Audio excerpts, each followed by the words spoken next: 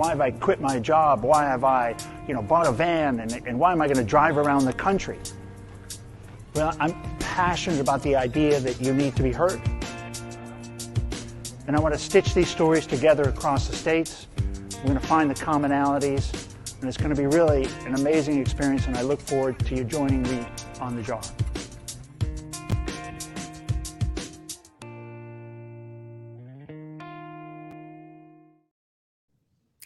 Good morning, everybody. Welcome back to Mental Health Today. I'm your host, Ken Stearns, and another beautiful day here out traveling with me in the jar. You saw the little commercial there. That was a voiceover I did almost, 2 years ago when I was planning the trip and trying to imagine what I would discover in traveling across the country, going to 111 cities, meeting 400 people, hearing their stories. Did not expect the mental health as being the thread. But that was the common thread across the first 250 interviews or so. So I started this show, started the JAR Foundation, again, to see what I could do in my little part and kind of tackling the mental health crisis. And part of that journey is understanding it and getting a better idea on what the crisis looks like, what the shape is, and then also just trying to see what kind of treatments are out there and how are we, how do you get in and how do you find help? What does that look like? And what changes are happening in the industry to meet the demand? Because it's incredible crisis unfolding, and it's been unfolding for quite some time.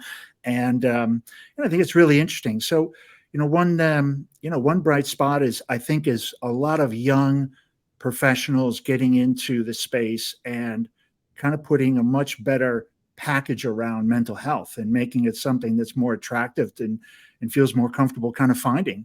And Susan Mueller today is our guest, and I think it's really interesting what you guys are doing, Susan. I like the whole approach. It's not just sit down and talk anymore. I think a lot of us on the outside see mental health and psychiatry services and everything is really a place where you go and you sit down and talk on a couch. And I think Relief Mental Health, what you're doing is really, really well put together.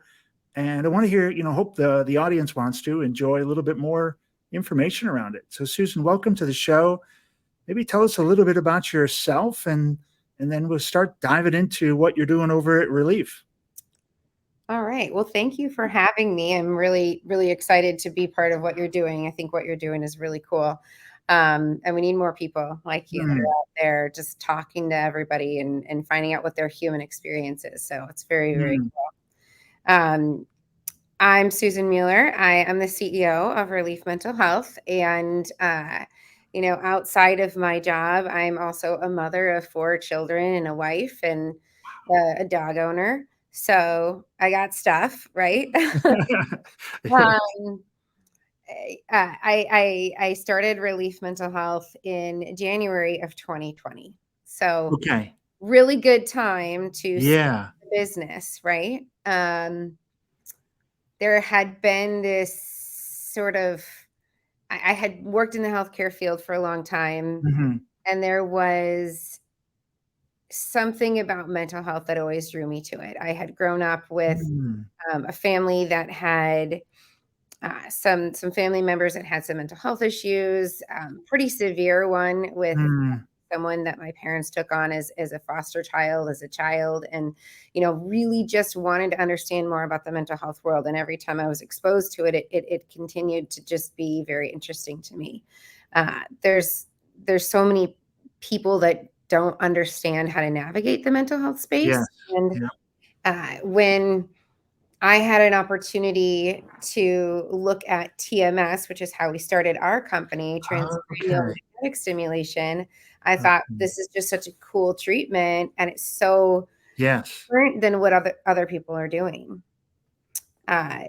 So the idea was just to do TMS here. That was all we planned on doing, and we opened. Really interesting. That was it. That was the plan, and because it was a treatment that was so different, that didn't have, we didn't have to use medication. It wasn't just sitting down and talking. It is something that embodied a lot of parts of mental health that I really enjoyed. people that had treatment-resistant depression, Mm-hmm. people that had tried medications and failed and that just were sick and tired of the same old thing. That was really the goal, was to do TMS. And I planned on opening a couple of facilities, and that would be it. So we opened our first one in Oak Brook, Illinois, in January of 2020. And of course, 6 weeks after we took our first patient, we had this worldwide crisis on our hands. That's so wild. The timing is crazy. Timing was crazy. It wasn't intentional, right? And during that time frame, all of the traditional mental health services that were available were shutting down. People were Mm-hmm. going into treatment. They were going into residential facilities or partial hospitalization programs or intensive outpatient, and they were going virtual. That was, and so the human connection was sort of lost, Yeah. right?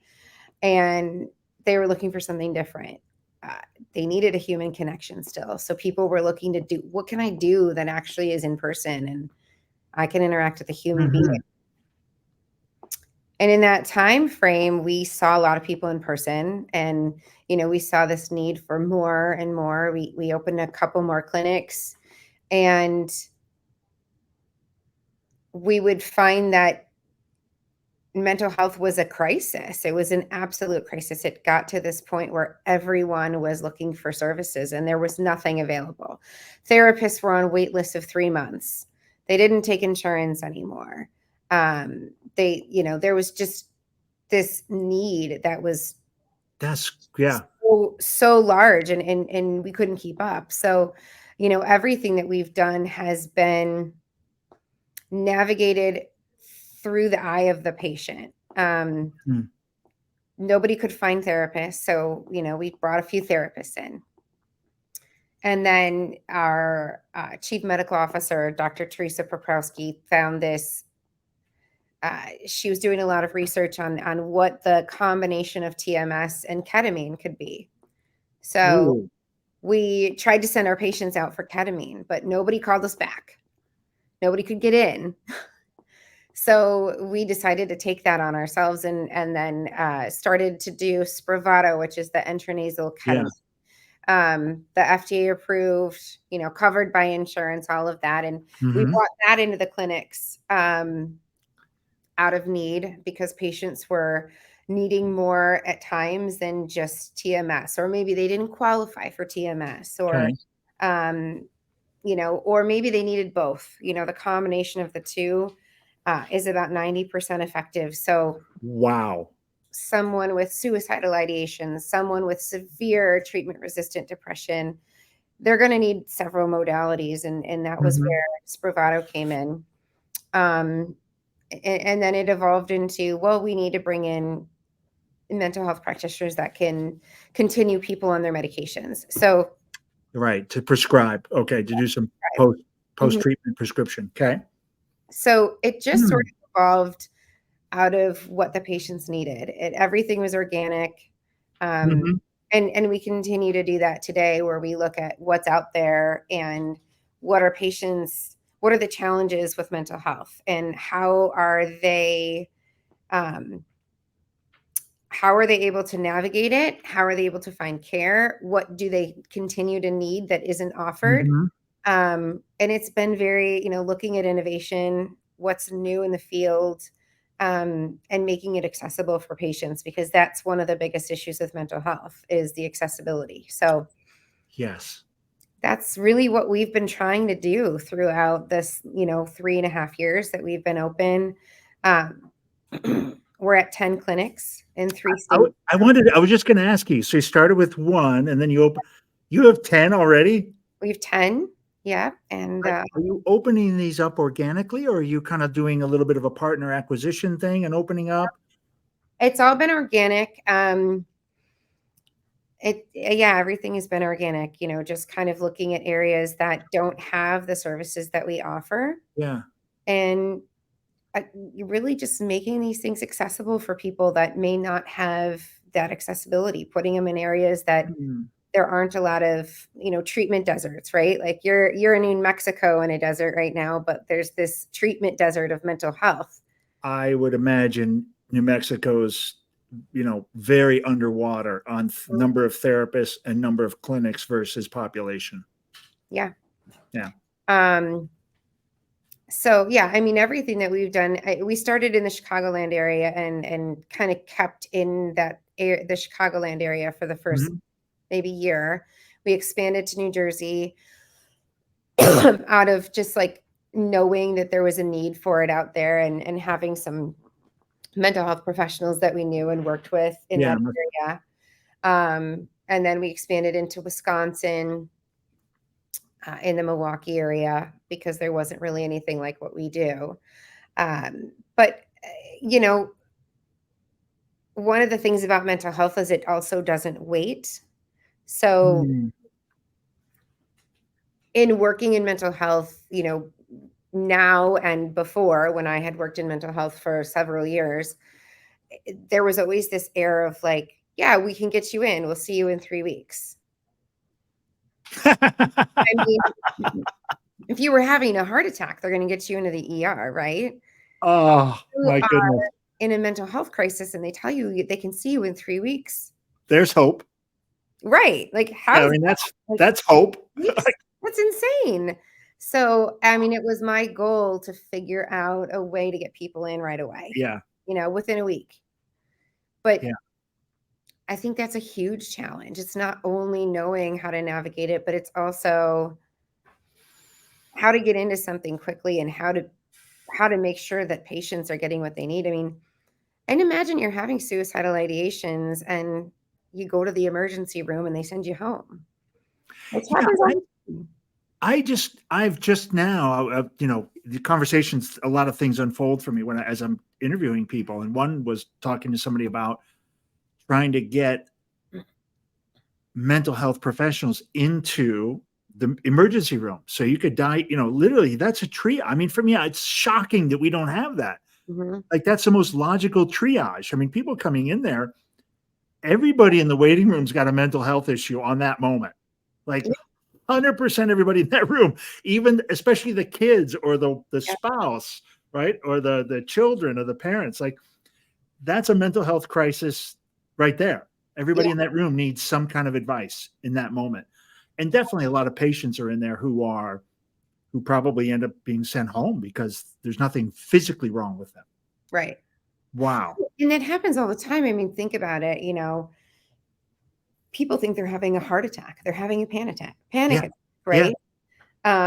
Yes. They have severe stomach issues, but they've got severe anxiety, but nobody's ever really. But it's really, it's nothing to do with the stomach. Yeah. Right? I mean, there's so many, there's just so many things that you could go to the ER for that they need those professionals. So you said something earlier, and it was kind of made me think of a question where you're talking about people who are treatment resistant and they end up finding help with ketamine and the TDS?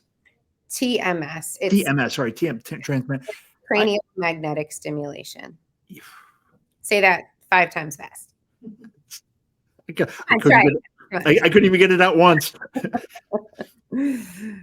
I mean, why not start people off with that kind of, I mean, that is a great question. And it's actually, it's one of the things that people are advocating for now today. I think it's actually insurance companies have lowered their standards of, what the requirements are. The requirements for TMS used to be astronomical. You had to try a very significant amount of therapy. You had to try 6 to 10 medications first. And it's really loosening the reins. There is a lot of research on what you try, like the first modality. If you try meds, it will lower your chances of the next thing you try by 1/3. So to work. So your chances of something working go down by 1/3 every time every time you try a new modality. So it's called the STAR-D study. You can look it up. It's very interesting. Okay. But, especially with adolescents, which is something that we're still, looking for coverage on for TMS. It's a very safe treatment. Yeah. But it isn't FDA approved technically for adolescents quite yet, but neither are most of the psych meds, right? Like your basic psych meds are, the FDA approval is for 18 plus, but now insurance is starting to recognize, those things as needed care. Hopefully we'll get that with TMS. But I mean, I will tell you, the earlier on in your crisis stage that you try TMS or try Spravato, the better off you'll be permanently and long term. I mean, if we can get to people at the very beginning stages of their mental health Yes. journey, the chances of them getting better, staying better, the sustainability of those treatments are, it's such a big difference. The data I've seen on it is great. It's Amazing. Yeah. It's well, and if once you understand what's happening in the brain, the physical stuff that's going on, Mm-hmm. and you understand, how you build these tracks and you just keep running down the same sort of negative conversations, right? And you're building it, you've got you can't drive out of a rut in a four-wheel drive truck, so your brain is, you can't help yourself. And no, you can sit on a couch for 10 years. It's just going to make it worse because you're just you're reliving that experience. So you're driving through the same trough again and again with the therapy. That's a great analogy. Actually, I really like that. Yeah, I mean, we've seen the younger the patient is and the earlier on in their mental health journey or diagnosis that we can get to them, the better it is. The better that they get, and the durability is huge when it comes to that. It really works. So it'd be great if we can offer this as a first line of defense. That would be amazing. But realistically, there's FDA coverage and all of those things that we have to worry about. So yeah, it's just going to take time for the machinery to catch up to the data. Yeah, I, for sure. I have a feeling, and then the advocacy, and then there'll be some turf fights. I'm sure there'll be some turf wars in there somewhere. I mean, it's the beautiful part about the crisis is there's a lot of attention, but unfortunately sometimes with attention comes a lot of money, and then comes the bad guys, and then everybody's fighting over the dollars, and we lose sight of the patient somewhere in that conversation. Sometimes, not always. And I think that something that is interesting about the field of psychiatry, the field of mental health, is most of the professionals have gone through their schooling without these modalities at their disposal, right? So TMS is somewhat new. It has pretty recent FDA approvals. And it's just been covered by insurance for maybe 9 years. So you think about it, like psychiatrists didn't learn this in med school. No. Therapists don't learn about it. And even with the ketamine and the Spravato, and these are new things that there's this kind of a skepticism, and psychiatry has been very much, write medications, do therapy, and send them on their way. And that's been their only method. ECT, electric shock therapy, basically is, that was one thing that they had it there. I interviewed somebody that had it, and I was like, wait, what? They're still shocking people? Oh, I mean, you would be surprised at how often people are still getting that treatment. But that was the only thing that was outside of medication and therapy. Yeah, they said he was treatment resistant. Mm-hmm.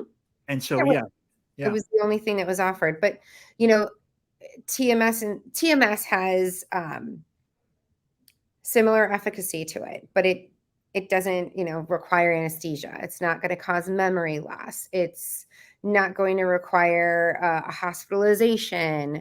There's a lot of negative side effects that come with something like ECT. It works for a lot of people, but what's the trade-off sometimes? And I think that being able to be introduced to TMS is really cool because you don't have those side effects. You don't have to go to a hospital. You drive yourself to an appointment. You sit here for 20 minutes and talk to a really awesome person for 20 minutes while, they have this tapping, you put a helmet on, people love coming here. I mean, they have a great experience. They never want to leave, which is hilarious to me. Like they just become friends with our technicians, and then they become part of our family in a way. And we've had so many patients that have come through this door that maybe did ECT that had zero success with it because there were just too many side effects from it. Yeah. And they come in here and they do TMS and they're going to work again. They're getting dressed and they're getting off the couch and they're going to school. Oh my gosh, we've had so many younger people that maybe were totally stuck, that couldn't get through their day at school, or just couldn't go to school. They were paralyzed and they did TMS and now they're like off at college and that's wild, doing some great things, contributing to society. I mean, wow. Who would imagine just being disabled from your mental health, right? And actually it's not even a mental health, it's a physical problem almost that you're healing, right? Because TMS is actually physically repairing the brain. Yeah, it is. It's creating and repairing neural pathways in your brain, and that's a big deal. So it's like surgery without the knife in a way. Yeah, kind of. Yeah, it's a really innovative procedure that's offered in psychiatry today, which is really cool. And it primarily treats depression, but it's also FDA approved for OCD. It has some efficacy in a lot of off-label things, dementia, bipolar. It has an FDA approval for anxious depression. It has an FDA approval for smoking, which is also cool because it's the first addiction modality that's offered in that sense. But what about epilepsy? I haven't seen it used for epilepsy. And I don't think of, like Alzheimer's, anything where you've got brain, degradation, or, it's just not firing correctly. Yeah, there's a lot of research on anything neurological, being able to be treated with TMS, but it's not FDA approved yet. So, but we have done some off-label stuff with patients that have dementia or Alzheimer's, or even patients with MS. There's a lot of research on Parkinson's. I would imagine there's a lot of research going on. Yeah, there's a ton of research still. And we use a machine. The medical device we use is called Brainsway, which is a really cool company because they're constantly doing research and they're looking at new modalities and new ways to treat patients. They really have a leg up in the research. So there's a lot of medical devices that we could choose from, but this company is really, the gold standard when it comes to TMS. I want to say I interviewed somebody from there, or somebody that used the product. Oh yeah, I mean, you should. If you haven't, you should find. Yeah, I should. Yeah, I want to say I interviewed somebody from the company, but I can't. I've already got 100. I already have 100 shows done, and like sometimes it takes a minute. I know the company though. It's a great company. I mean, they really are investing in research and getting people better, and they're very dedicated to getting their product to do as many possible things as they can. So very cool. I think I'm chasing them. I think that's what it is that I think it was another podcast. Somebody's using their product in their facility. And I think really? I think I'm chasing. I think I've got some emails out to some of the people. Yeah. Well, let me know if I can make an intro to you. Okay. You. Oh, good. That'd be good. That question of why don't we start with things that we know have a 90%? I mean, if something's 90% effective on people who are the 10% fail of the system, like logically, you start them all, you start everybody off with that and throw everybody else to the traditional therapy. But I think, like you said, it would take a long time for people to get their head around the change, because it's flipping the whole funnel, the whole process, the whole treatment funnel upside down. Well, and And it's educating patients and clinicians too, right? I mean, if you've never had mental health treatment before, how would you know? Right? And it's not like they're on TV talking about like, are you depressed? Uh, and they're not. I mean, it's sad, but no, we don't have those conversations. no. So, I mean, it's really getting it out there, and what you're doing is really cool because you're telling people about these things that exist, which it again, it's that accessibility piece, right? You know, if Yeah. you've never dealt with Yes. mental health issues, how do you navigate them? Yeah, and the stigma of just, getting out and talking about it, we're talking about it. And I think therapists, it was a mystical practice for men. For me, a therapist was a mystical thing, right? Mhm. Somebody with, a beard and, smoking a pipe, Like sitting a on, wizard. yeah, sitting with a, I have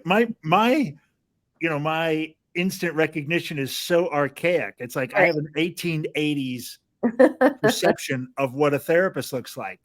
And, and obviously it's obviously drastically changed, Right. that's, I think culturally, that's still probably a lot of the culture, you know, um, at least within the old school system. There must be a real strong DNA of culture inside the field. Yeah. Well, I mean, I definitely think people are more open to understanding therapy, right? Understanding Mhm. the mental health field and more open to diving in and getting treatment than they used to be. Uh, You mean, yeah, the general public? Yeah. yeah, for Yes. sure. Like Come a long way.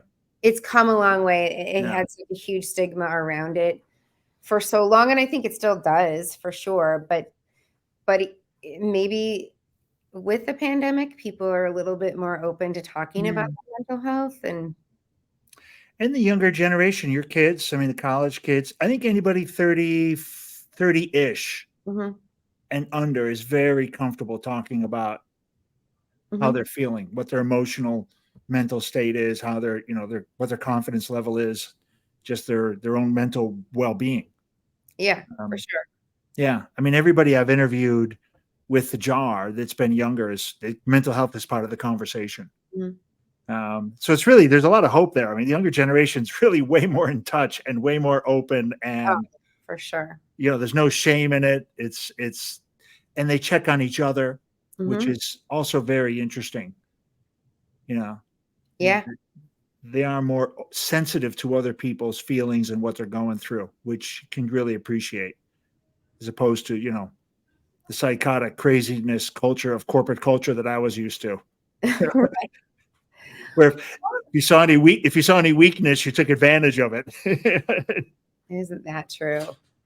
But, I mean, I think even some of the, the older population now has Yeah, sought refuge in mental health treatment at this yeah, point, and we saw a lot of that over the pandemic. That was an interesting it was an interesting thing to witness because a lot of people that were maybe alone, maybe they were a widow and mm, they lived alone and they were struggling and they didn't see any people, they would have some sort of refuge in that. absolutely. Yeah, you go alone long enough, you go crazy. Mhm. It's like really crazy. Like you can really go get inside your head too deep. It's not a good place to be alone with the fear porn that we were running. I mean, we had a 24/7 um, fear being spread Mhm. into the general population. So if you're older and alone, it'd be terrifying. Yeah. Is it? I mean, it must be one of the joys of the business. I mean, there's got to be a lot of joys. Um, but one has got to be seeing somebody come in, never had treatment, comes in, and you just change somebody's life. This has got to be the most, in some ways, really a rewarding business. Oh, 100%. It's pretty unbelievable to watch somebody's life change. I mean, we've Yeah. had I I could sit here and talk about some of the stories Yeah. of these Yeah. people forever, because it's remarkable how much people's lives have changed. There's I mean, there's people that have And the most remarkable stories are the ones that they've tried everything, right? Yeah. We have people that have tried everything, literally hospitalization after hospitalization. Oh man. They're on disability because they can't work Yes, anymore can't function. or they have such bad OCD. They can't function at all. And they come in and maybe they start with TMS, or maybe they're doing Spravato. Maybe they do both. And their lives are literally changed. We've seen people that have been isolated for years that go off and get a job, get married. I mean, go away to college. Those are the stories that make you want to do this job every day. I mean, no matter how much stress, running a business would be, to hear these stories, and it's just incredible. Susan, we're right about that time. Really awesome. I mean, I can't talk about somebody doing some really good for humanity. You're running a business, and like you said, all the stress and everything else associated with it. And sure, you're trying to earn some, to build a business for your family and build something, but you're also doing incredibly powerful work. Thank you. More power to you. And boy, it'd be great to see 20 offices open up. Yeah. Well, that's the goal for sure. Yeah. And, think you're doing twice a month, right? You're finding all those people in all the corners, of the country coming out of their closets, right? Who have been, like you said, they're at the end of the rope, right? Drugs don't work. Nothing works. The hospitalization sounds so desperate.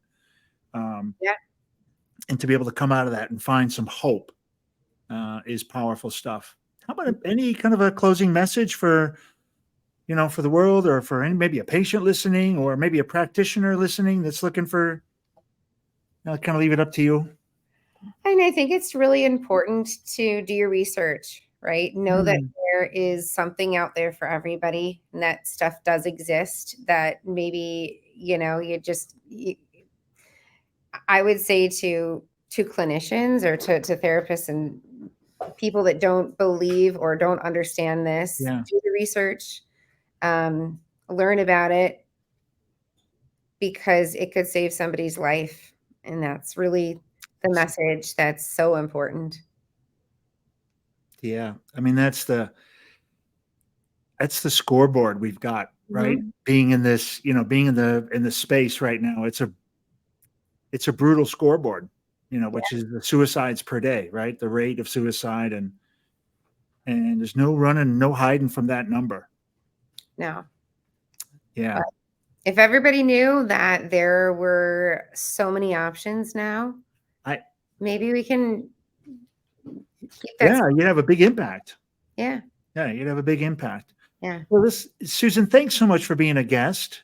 Thanks, I think and great what you're doing. Like I said, what you're doing with the clinic and the services is fantastic. And I love your branding is really good. Your team looks really good.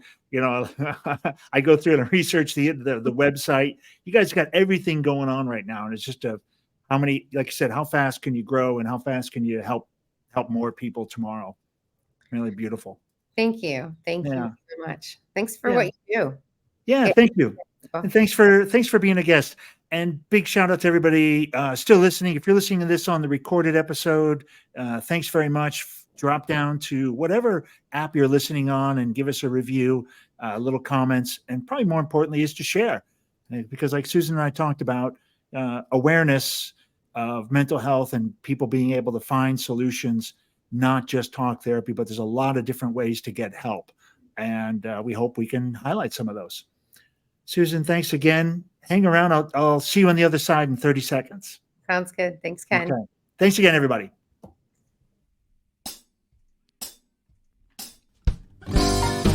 Yeah, loose, baby. We're about to go and make this vessel with these great professionals at Public Glass. We're not part of the community, but we're from the outer family of glassblowing.